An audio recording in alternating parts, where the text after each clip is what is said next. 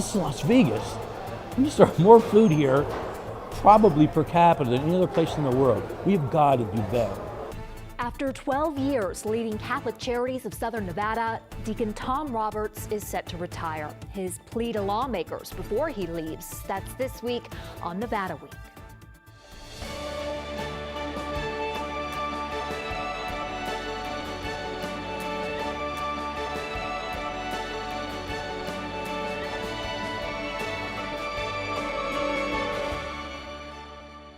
Support for Nevada Week is provided by Senator William H. Hernstedt.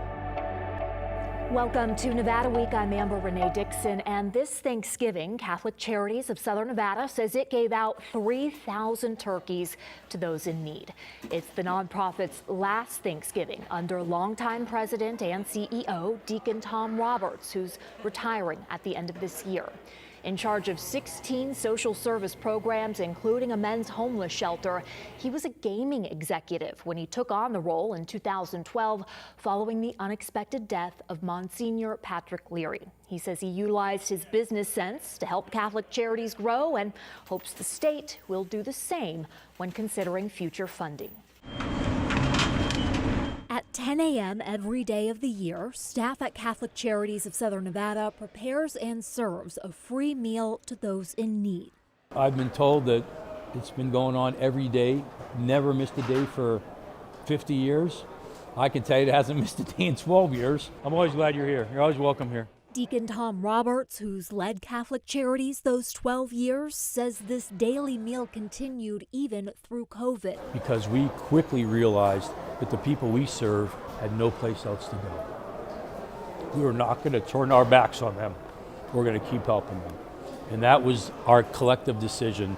It wasn't me saying this is what we're going to do. It's, hey, look, this is what we know. And let's see what we can do to keep the engines going here, and we did. What did that look like?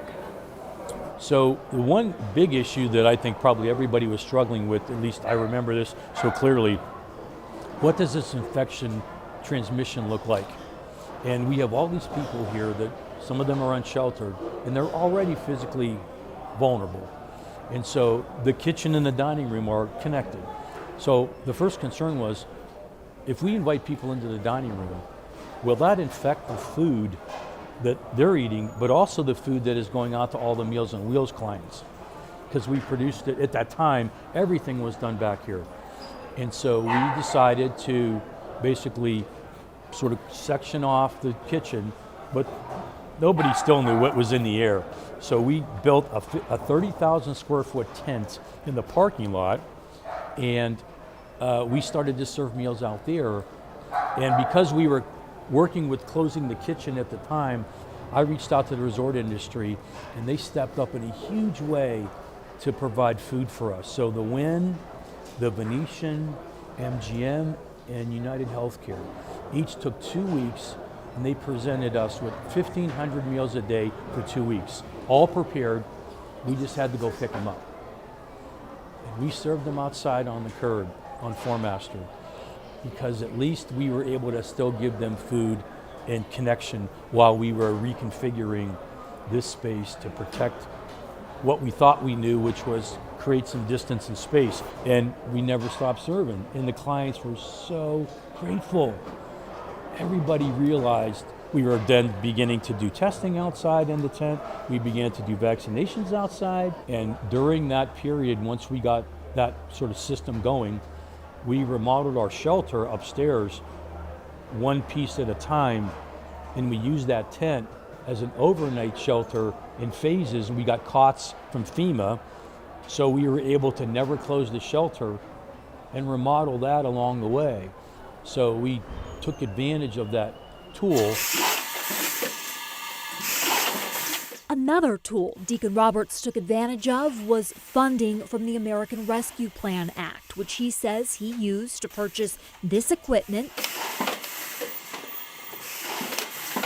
that allowed Catholic Charities to significantly increase the number of meals it produces for the homebound seniors in its Meals on Wheels program. And that will now allow us to go from 2,500 meals to 3,500 meals. Now the key is we have to create the revenue stream and the sustainability for operating those additional 1,000 meals. And I'd said to the governor 2 years ago, I said, Governor, I promise that I won't come back and ask for more money to grow the program until we can produce the meals. Now we can't. This program is very important to you. Why? When I was a kid, I remember my mom, even though, I was the youngest of 6 and she was a busy lady, on Saturday mornings, a couple times a month, we would go to our church basement, take a couple of hot meals and deliver them to some folks that we didn't know. And my mom always wanted the little one to be in tow, because she would say, they don't always get to see little kids, Tommy. They're in their nursing home or they're in their apartment. So, I went begrudgingly, I would say, probably at 8 years old. And then when I came here and I realized that this Meals on Wheels program was underway and it was doing such good work, I think there was probably about 800 clients being served at the time. I started thinking about what are our core competencies here? And it became very clear to me that Meals on Wheels was a core competency. And it was also a great need. So we worked out a plan to say, how can we grow this thoughtfully and also sustainably, and then have a trajectory that continues to grow as the population grows, as the senior population ages in place grows. So we went from 800 to 1,000, and we found ways to look for ways to buy food at a better price and bulk ordering, because we're ordering more food now.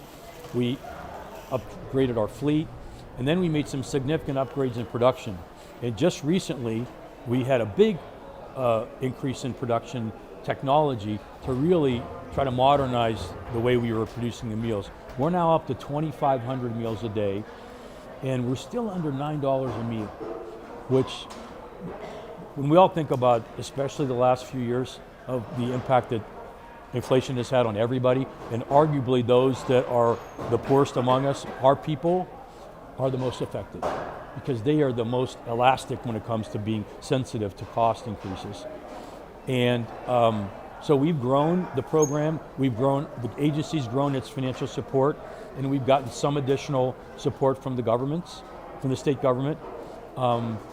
We need more, because, as I've said to the legislature and the governor for the last couple of sessions, keeping people in their homes is not only the right thing to do after working their entire lives, it's a much better financial alternative for the state than going into assisted living. $9 a meal is a lot less than what it would cost the state if people are on Medicare, Medicaid, and the people that we serve are low income. That's going to become a financial burden to the governments that's much bigger than $9 a day. And that's one good reason why we should fund this program. And secondly, people want to age in place. They should have the chance to age in place, and they're going to be healthier if they get good food and stay home longer. Their quality of life's going to be better. Nevada Week went on a Meals on Wheels delivery. Meals on Wheels. The drivers will deliver 7 meals at a time, so once a week, 7 frozen meals. We send 7 of those out at a time with fresh milk and fruit, and the driver does a wellness check. That's so important, because again, that might be the only human contact they have. And I know if I ever needed anything, he would be there. Meals on Wheels client Nancy Mason called her driver and the program a blessing. For seniors like me, or on a limited income, it's a lifesaver. It's just an absolute lifesaver. Not just for herself, but for her dog, who also receives pet food. And it's good quality. I mean, I've had to, because I can't afford it, I've had to buy cat food bags. And that's the biggest bag that we've got. And that's going to last her probably about 8 months.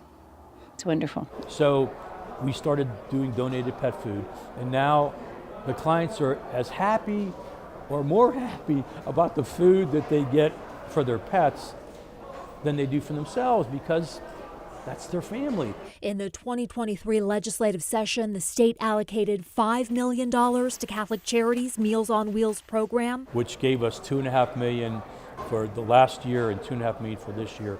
And that was money that, without that influx of dollars, we would have already been in a nutrition standpoint. We wouldn't have been able to fund the current 2,500, because the agency is already putting in, through donations, about 50%, half of the cost. Governments normally require a match which makes sense, right? They want you to have skin in the game. And it's normally 15%. Our skin in the game is 50.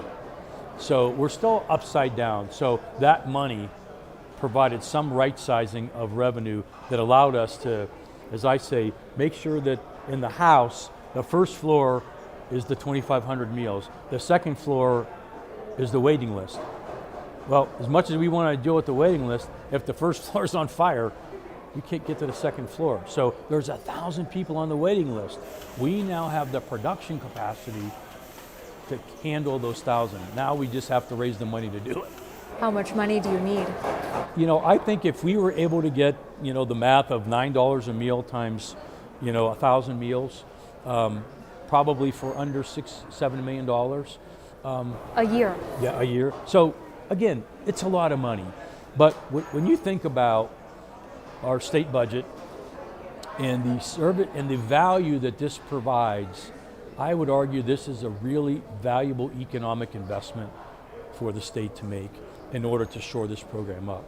And look, I also believe, Amber, that there's more than 1,000 people on the waiting list, because people call and they say, hey, I saw that truck in the neighborhood, or my grandma is just got out of the hospital and she can't move around yet.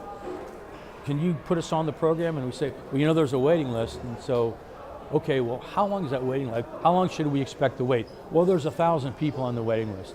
Thank you. I know that number is underreported. And I also think there's capacity opportunity in some of our rural areas. Think about Caliente and Pioche, and why wouldn't you produce these meals and FedEx them? I mean, we can do that now. So I think there's opportunity to grow this program, and that investment is de minimis compared to the value that it brings. Last session, the state also set aside money for the construction of a regional homeless campus.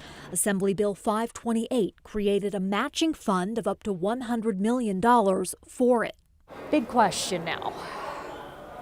Best methods for addressing homelessness in southern Nevada. Would you say you are an expert in this area after many years now? I know a little more than I did when I started. I would say that I'm excited about the Campus for Hope project.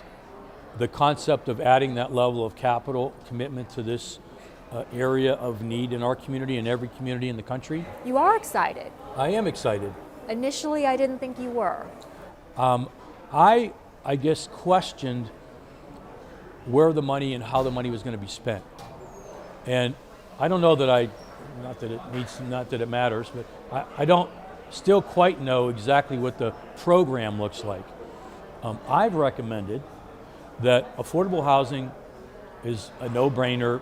It's something that Congresswoman Lee's talked about. There's 85,000 shortage. We all know this, right? It's not a secret in any community. My recommendation after being here 12 years is if you put affordable housing together, I really suggest that you include behavioral and mental health resources to be a part of that program, because I have learned that people do not get homeless overnight and they do not get out of it overnight, and there's a reason why they got homeless and stay homeless, and there's invariably a mental behavioral health component to that. So if you put them into a housing unit, whether it's temporary, our shelter, our work program, our apartments, you still have to give them case management and access to those resources to find out what they need to be healed from that caused the homelessness in the first place and that keeps them homeless. Again, I don't think it's easy to say, it's harder to do, but I do think that it makes sense. We understand from our work and others in this space that intensive case management that helps people move through the system and get better. And not everybody gets better. If we batted 40%, just picking a number, and said we got 40% of the people that we touched and treated in affordable housing with mental and behavioral health resources, that means we're batting 400. I'd be in the Hall of Fame if I was batting 400. Now, do I want to do better than that? Absolutely. But I think you have to be realistic, but you have to have a program of sustainability. Really, that's in my DNA as a business guy. You can have the greatest idea in the world, go build this and build that. If you can't figure out a way to run it and sustain it, then it ends up being a good idea that fell on bad concept. So the Campus of Hope, that was inspired by the Campus of Hope in San Antonio, Texas, right? That led to Assembly Bill 528, last legislative session, a program to provide matching funds up to $100 million to qualified projects that are facilities to provide services to individuals experiencing homelessness.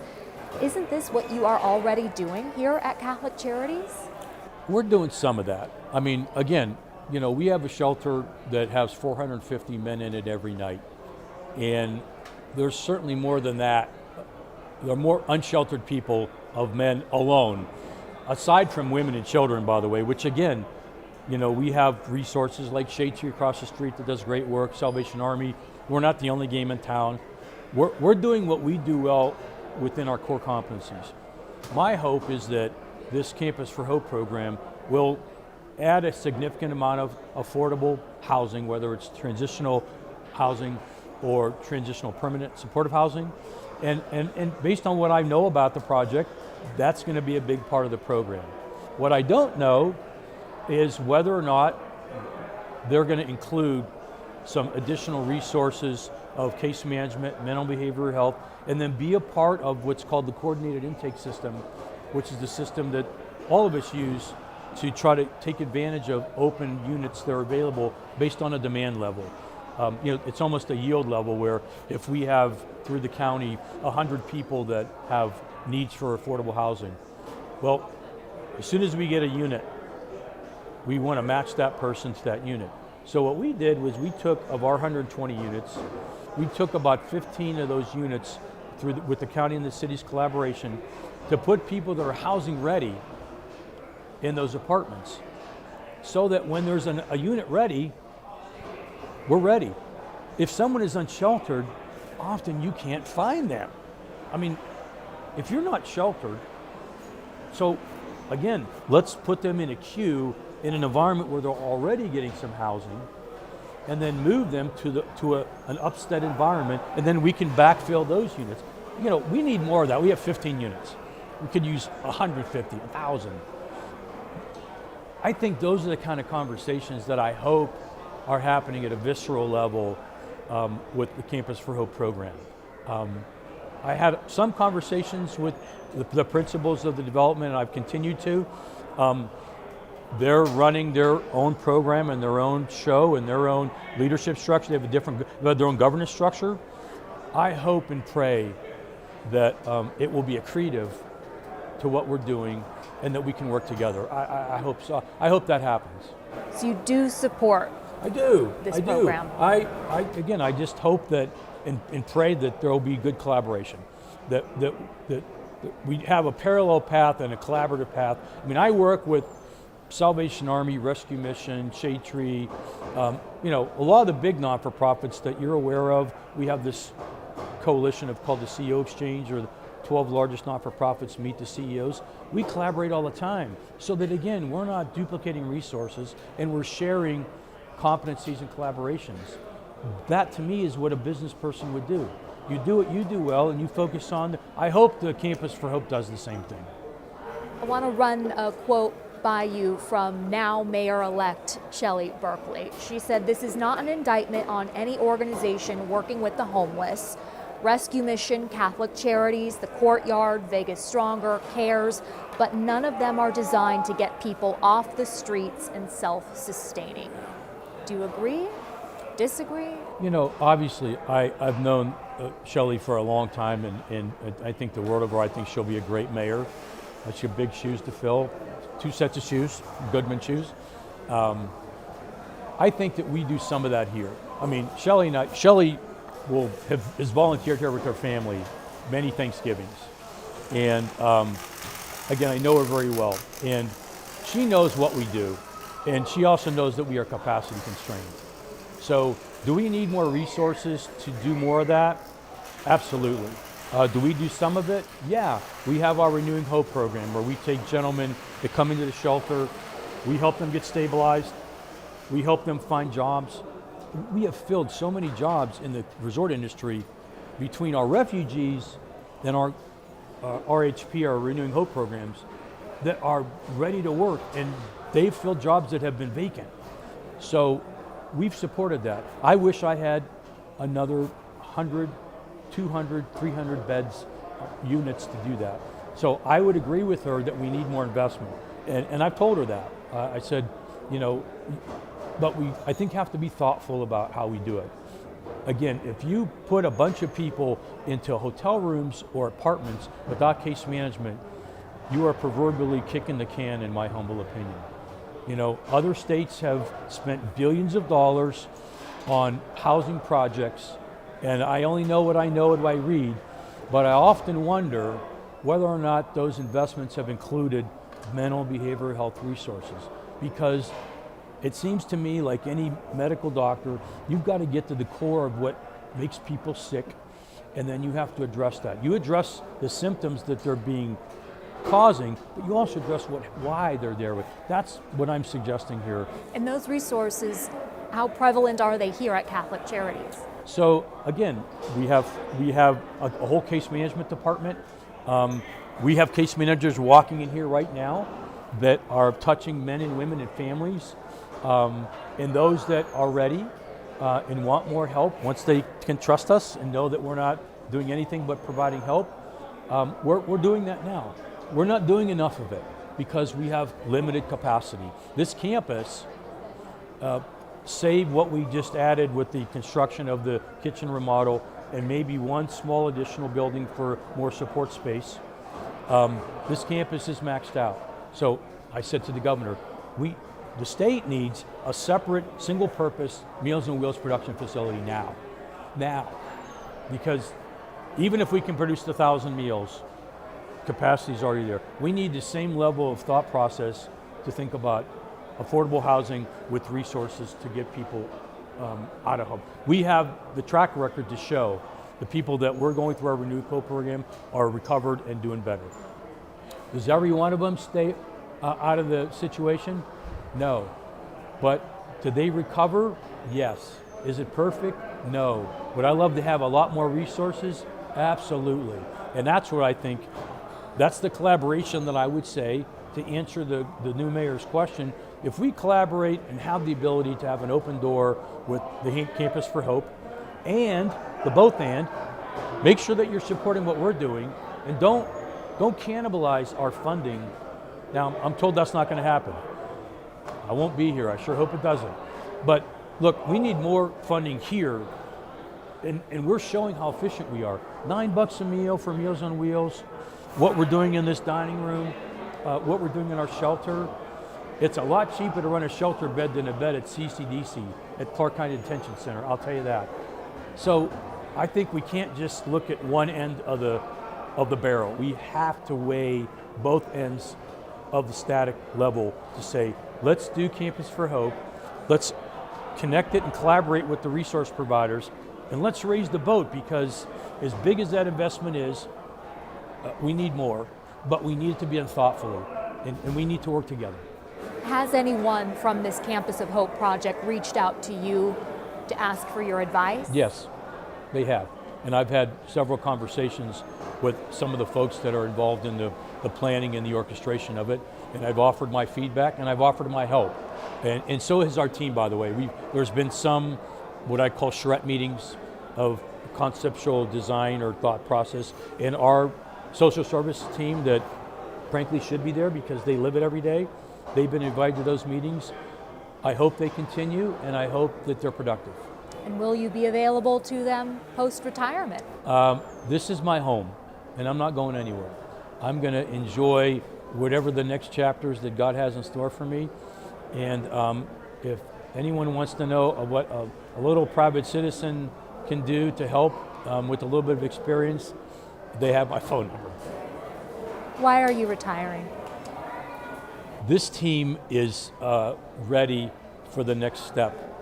And I think having fresh leadership after 12 years is a good thing. I love this place. I love the people. I always will. And, I think that I'm going to have a chance to maybe do some things that I have not been able to do because I've had a busy, great career, like travel and see some of my siblings that are getting older like me and that live in other parts of the country, and maybe spend a little more time with my wife and my adult children.